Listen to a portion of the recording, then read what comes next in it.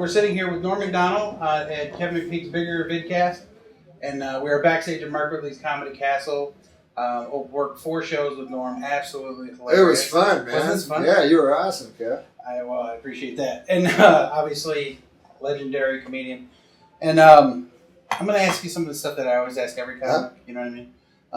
When you were coming up, like who did you listen to? Like as first comedians, who do you remember watching and listening when you were younger? Oh, when I was young? Growing up. Yeah. When I was young, growing up, my dad always listened to Bill Cosby. And it was funny because he was not a tolerant man of other races. And, as a matter of fact, I later told Bill Cosby that, and it made him happy, you know, because it seemed like even though my dad was not a tolerant man of races, he loved Bill Cosby more than anybody. So we always listened to him when I was a little kid. And that was the first, by far the first, before anyone else. Yeah.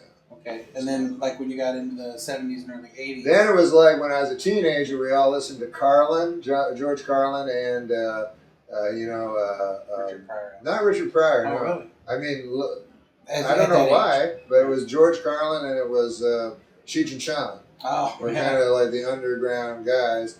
I think maybe Richard Pryor was too sophisticated for me or something, or I just, for some reason, I don't know why I missed him, because I listened to everybody else. Right. I don't know why I missed him.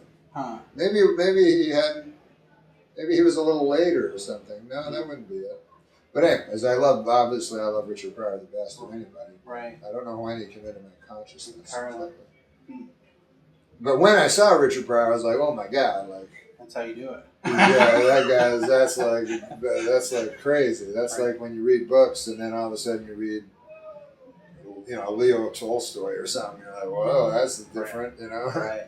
You know what I loved about Pryor was he would always animate, like, these inanimate objects in the stories. Oh, yeah. I love it. Like, my heart would say, or the cows, or the car said. And the smell, and all that. Right. You're right, that's amazing. It's like, you sort of like, wow, his heart has a point of view in this story. Yeah, you know what I mean? Like, you talk about his heart attack or shooting the car. Or and the lion, the tiger making the move and stuff. Yeah. Oh, yeah, the heart. And then God would put him down. Go behind my back. His heart would say, And then shooting the car, and the car's like, oh, man, And I remember and that, his acting was so amazing in those films because it was so small. You know what I mean? Like it wasn't big like Carlin's was big. Right. Like Carlin did that big overblown acting, and Pryor did like real small stuff. Right. And Carlin Richard Pryor, he would do every character in the story. Yeah, that's right. Like he went around. Right. So here he is walking, then the dog's like, I'm gonna fuck him. Right. And then he's playing his heart, and then he's playing it's like you're going, wow, he steps into every role. Yes. And tells the story, and you're like, man, that was. It seemed he had everything in the arsenal. Yeah. I think we talked about it earlier. Like Flip Wilson was big in my life. Yeah. And he was like that, where he would be, so the devil said, and then you do the voice. That's right. And then Geraldine said he'd do that Geraldine voice, and he played every character. And I don't know that I would ever have the guts to try something like that where you do every character in the story. Oh my God, I am so unphysical. You know what I mean? Like I remember like I watched Brian Regan and I go, man, I wish I could move and make jokes come more alive like that. Well, but you know what you do? I'm scared. You do something more like you do a visual painting. Like I guess with words a little bit. When I listen to you talk, you picture it in your head. You watch the little movie of what you're talking about in your head. There are comments where I'm like, okay, I understand what he's saying and that's funny, but I don't picture it or I don't live it, Yeah. But like when you talk, that's nice. I feel and like working with you the last couple of days, I think I talked about this earlier. It's hard not to talk like you. I find myself like going, so I want to, do a little interview there. And that's why I feel like I want to talk. The funny thing is, I don't realize I have an odd voice until people do impression, or until I hear. That's the worst impression ever. I always think it doesn't sound like me, but then when I hear a tape recording of myself, I realize that it does. That's what I sound like? Well, obviously you've had a great career. as far as doing the things you want to do? It seems like you've been able to. I always wanted to do only thing I ever want to do is stand up. Oh, really? Yeah. So everything else was just sort of came along with it. Yeah, just like Mitch Hedberg used to have a great joke about I can't remember how it went, but like writing the script. Yeah, rewrite it. I'll just send you a copy. That's a great joke. No, but he said like they make stand-ups like be actors and stuff. Yeah. And then you go, you don't do that to, if you're a good fisherman, you're a good fisherman. Can you farm? Whatever, something like that. But that seems to be what they do in LA a lot, especially with acting, because stand-ups aren't really respected. Yeah, and they're not respected at all. And they're not really fitted to be actors that much. You know what I mean? As much as like the Grambling guys and stuff like that know how to talk to each other. Like stand-up's a very specific thing. And so even though things came my way from stand-up, sometimes I wish that I'd only done stand-up, Yeah. Because that's what I wanted to do from the start. Yeah. But it was only stand-up. So was it like an agent or a manager that got you, that kind of pushed you into the other stuff? Yeah, it was. They offered me Saturday Night Live, and I felt I couldn't turn it down because the guy told me if you can write on Saturday Night Live, and then maybe get Update, And I wanted to do Update because I knew I could do that as a stand-up because Dennis Miller had already done it as a stand-up, And funny guy. Yeah, he's really funny. Yeah. He's a great guy.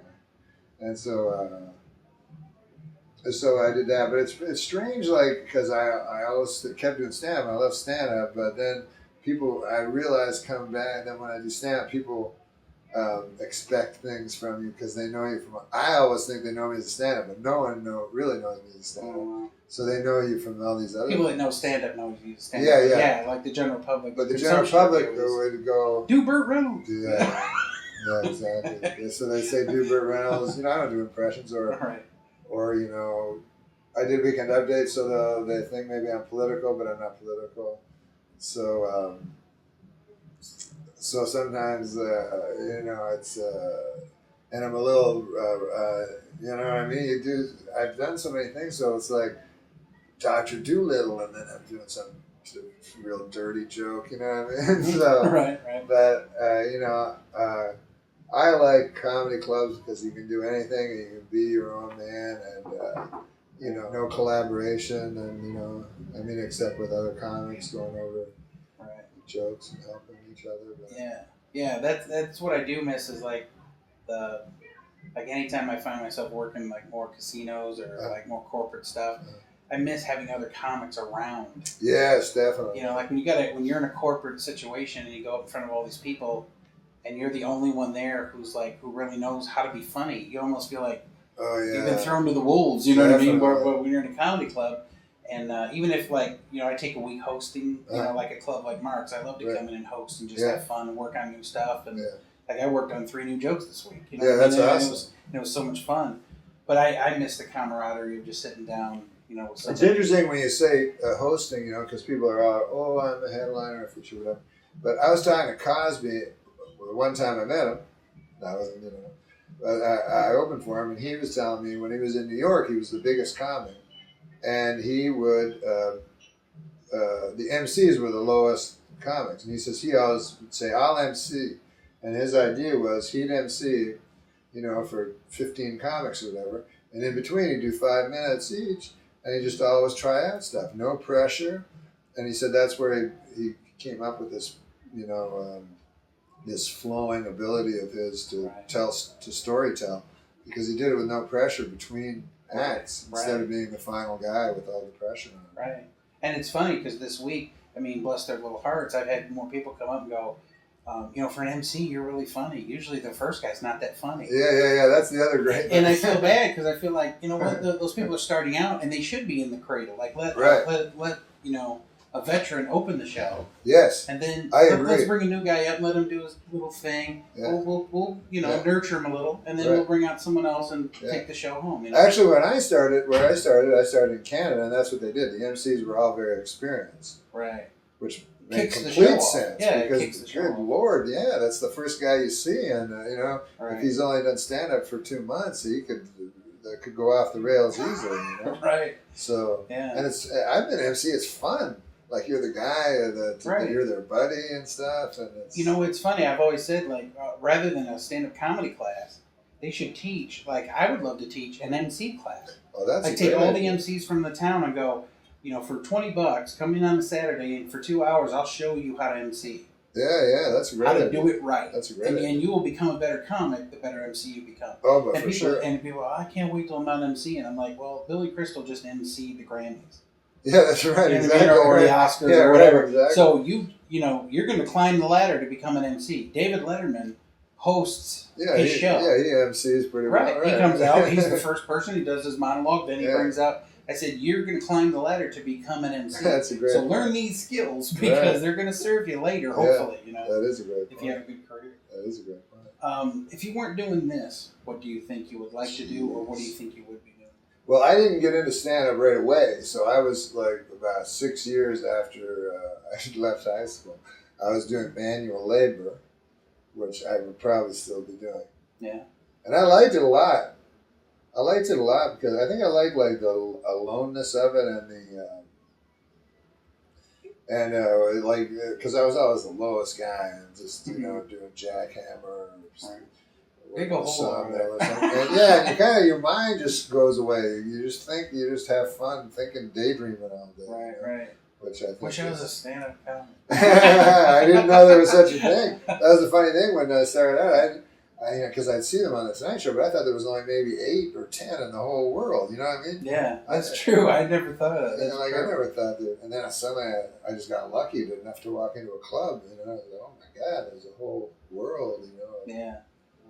I always tell people because they're like, I can never do it. I don't want to do it. I go, just do it. Doesn't matter. Like even if you're no good. Like I would, because I remember on amateur night, that's way more thrilling than like tonight.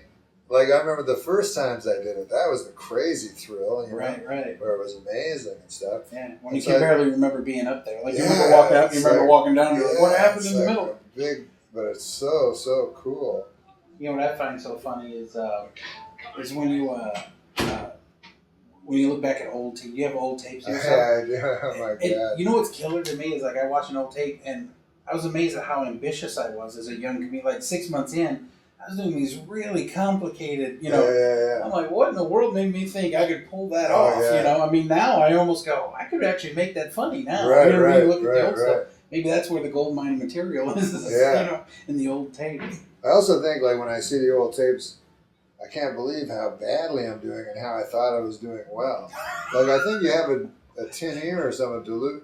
You know what I mean? And maybe 6 people are laughing. That's enough for you. So you're like, hey, I'm getting I some made laughs. someone laugh. Yeah. Whereas nowadays we'd be fucking, oh my God, 6 people are laughing. This is horrible. It's weird, and what's funny is it's not just when you find out too is it's not just you. Like I've you've been closing the club where like some feature act comes off, and you almost feel bad for them. They did so poorly, and they come up and go, boy, they were great, huh? No, that's bad. And you feel like I would hang myself if I had that set you just had. These people are, You can't be too diluted. I mean, you know what I mean? You can't be diluted after the late into your career. Yeah. At some point, you have to.